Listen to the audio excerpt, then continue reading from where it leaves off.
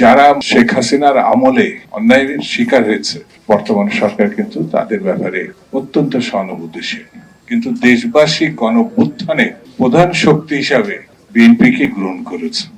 ইসলাম খান এবং ব্যারিস্টার রফিকুল ইসলাম মিয়া যারা অসুস্থ, চিকিৎসাধীন, তাদের আরোগ্য লাভের জন্য আপনারা আজকে দোয়ার অনুষ্ঠান আয়োজন করেছেন।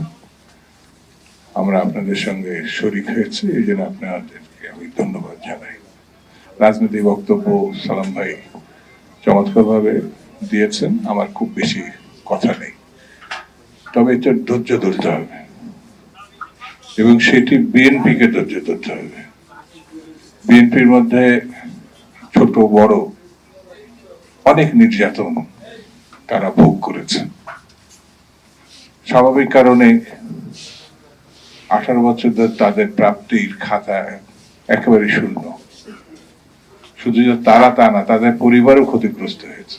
যে ছেলেটি নিশ্চিতভাবেই চাকরি পাওয়ার কথা ছিল শেখ হাসিনার আমলে, সেটা সম্ভব হয় নাই বা দেয়নি। সেই জন্য এক ধরনের অস্থিরতা থাকতে পারে। তবে যারা শেখ হাসিনার আমলে অন্যায়ের শিকার হয়েছে, বর্তমান সরকার কিন্তু তাদের ব্যাপারে অত্যন্ত সহানুভূতিশীল। আমাদের প্রধানমন্ত্রী জনাব তারেক রহমান, শহীদ জিয়া এবং বেগম খালেদা জিয়ার উত্তরাধিকার, তিনি সহানুভূতির সঙ্গে, আপনি দেখবেন কোন রকম প্রতিহিংসা তার মধ্যে নাই। প্রতিহিংসা বলতে তিনি কিন্তু একেবারেই শূন্যের কোঠায়।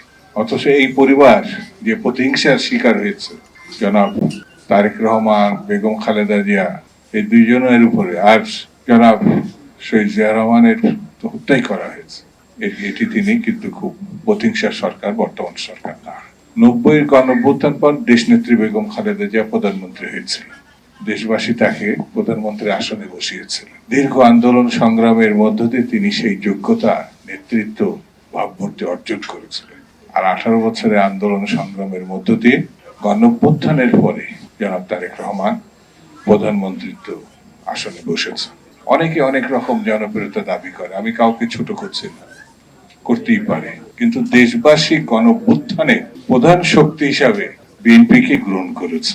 এই বিএনপি সুদীর্ঘ কাল দেশনেত্রী বেগম খালেদা জিয়া এবং সমাপ্তির রেখা আন্দোলন যিনি টেনেছেন, আর দেশনেত্রী বেগম খালেদা জিয়া তিলে তিলে হত্যার চেষ্টা করেছে শেখ হাসিনা, চিকিৎসা পর্যন্ত দেয়নি। মানে এরকম হিংস্র একটা নেতৃত্বে বাংলাদেশ ছিল। সেই জন্য আমরা এই হিংস্র বাংলাদেশটাকে গণতান্ত্রিক বাংলাদেশে রূপান্তর করতে চাই। আমাদেরকে অত্যন্ত দক্ষতার সঙ্গে, ধৈর্যের সঙ্গে এই সরকারকে সমর্থন দিতে হবে। যেখানে যাই হোক না কেন, একটা মহল আছে কিন্তু বিভিন্ন জায়গায় ছোটখাটো ব্যাপারটাকে বিরাট ব্যাপারে রূপান্তরিত করে। সেই জায়গাটাগুলো আমাদের নজর রাখতে হবে, যেন ওইরকম বিশৃঙ্খলা না হয়। এই যে যেটা সালাম ভাই বললেন, এটা তো পার্টির দায়িত্ব।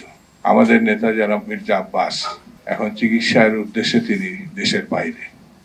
নজরুল ইসলাম খান হাসপাতালে, আর দীর্ঘদিন ধরে অসুস্থ ব্যারিস্টার রফিকুল ইসলাম মিয়া, প্রবীণ নেতা। এদের লক্ষ্যটা কি ছিল? গণতান্ত্রিক বাংলাদেশ। আমরা তাদের প্রতি সম্মান জানাবো, আল্লাহর কাছে দোয়া করব। কেন? তাদের জীবনটাই উৎসর্গ করেছেন মানুষের জন্য, দেশের জন্য, গণতন্ত্রের জন্য।